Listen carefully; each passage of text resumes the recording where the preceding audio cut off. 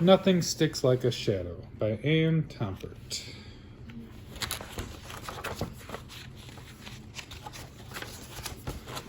One day, Rabbit was dancing a wild fandango in a field filled with clover.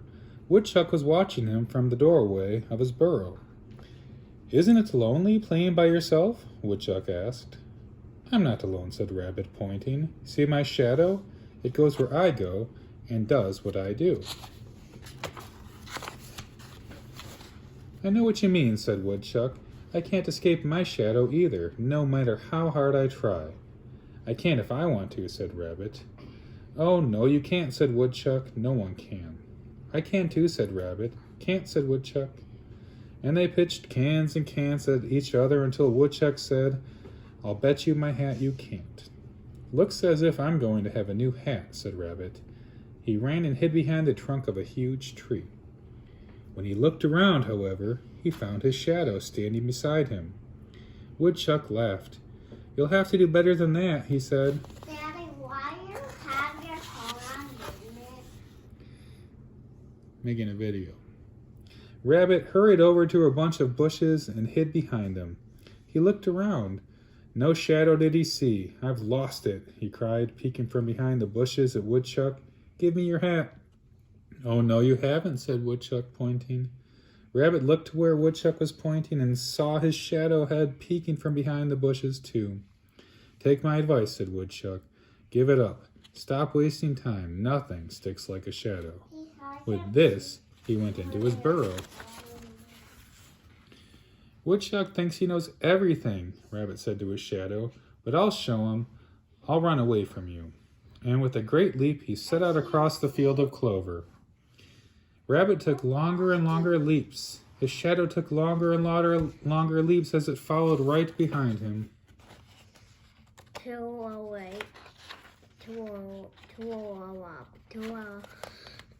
This tells you how much Soon, Rabbit came to a path beside a river. There he met Beaver carrying a broom over his shoulder. "Why are you running?" asked Beaver.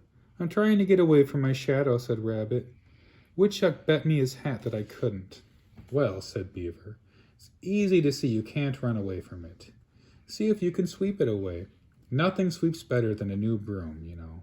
And I bought this one at the market." "Thank you," said Rabbit, and he began to sweep the path where his shadow lay. Back and forth, Rabbit swished the broom. Great whirlwinds of dust filled the air. Soon Rabbit was coated with dust. Dust got into his eyes, making them itch. Dust got into his nose. He sneezed, and then he sneezed again. But he didn't stop sweeping until he could see his shadow no longer.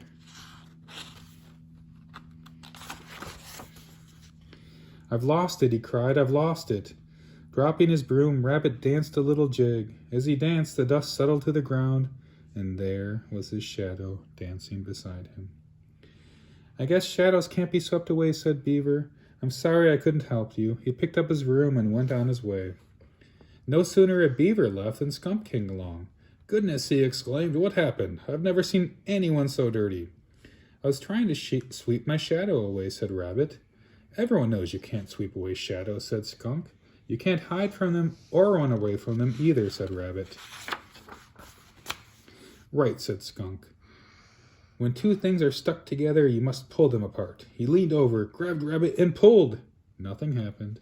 He grabbed Rabbit again and jerked so hard that he tumbled over backward. Skunk was ready to try a third time when along came Fox on her way to a meeting of her sewing circle. "What in the world is going on?" she asked. "I'm trying to pull Rabbit away from his shadow," said Skunk. "Woodchuck bet me his hat that I can't get away from it," said Rabbit. Fox looked at the shadow carefully. Then she took her scissors from her sewing basket. "Some things are too hard to tear apart," she said. "Let me see if I can cut Rabbit's shadow loose." Clip, clip, clip. Fox went with her scissors. Clip, clip, clip. Nothing happened. Fox was still clipping when Raccoon came along. "Well, well," Raccoon said, "what do we have here?" "I'm trying to get rid of my shadow," Rabbit said. "Why?" asked Raccoon. "Shadows are handy things to have. Sometimes they show you where you are going, and sometimes they show you where you've been." I know, said Rabbit, but Woodchuck bet me his hat that I can't get rid of Yes, mine, I even if I can't want say- to. Did you try hiding from it? Asked Raccoon. Yes, said Rabbit, but it didn't work, and I couldn't run away from it or sweep it away. I couldn't cut it off, said Fox. Let's try soaking it off, said Raccoon, and he ushered Rabbit to the river's edge.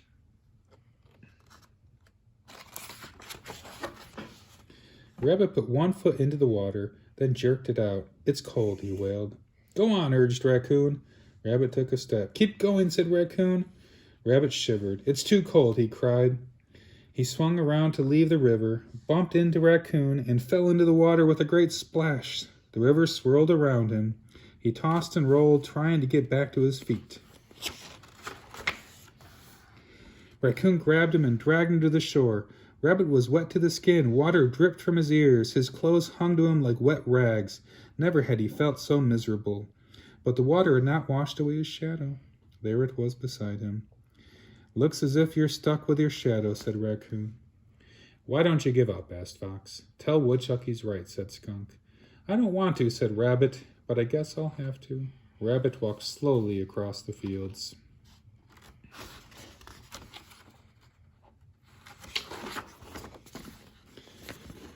When he reached Woodchuck's burrow, Woodchuck was not at home. Rabbit stretched out on a flat sunny rock to wait for him. His shadow stretched out beside him. He was tired. The hot sun felt good.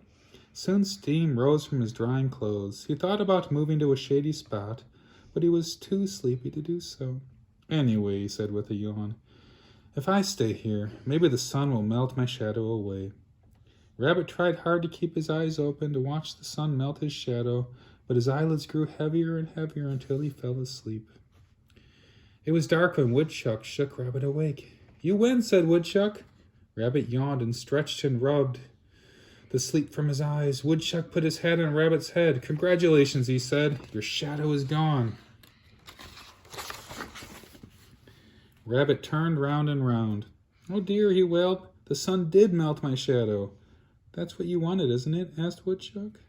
No, wailed Rabbit. I was only trying to show you that I could get rid of it if I wanted to. And now it's gone. What am I going to do without it? At that moment, the clouds parted. A full moon shone, and there was Rabbit's shadow. Look, cried Rabbit, it's back. You were right after all. And he and his shadow whirled and twirled in a wild fandango. Of course I'm right, cried Woodchuck, scratching his hat from his rabbit's head. I told you that nothing sticks like a shadow. The end.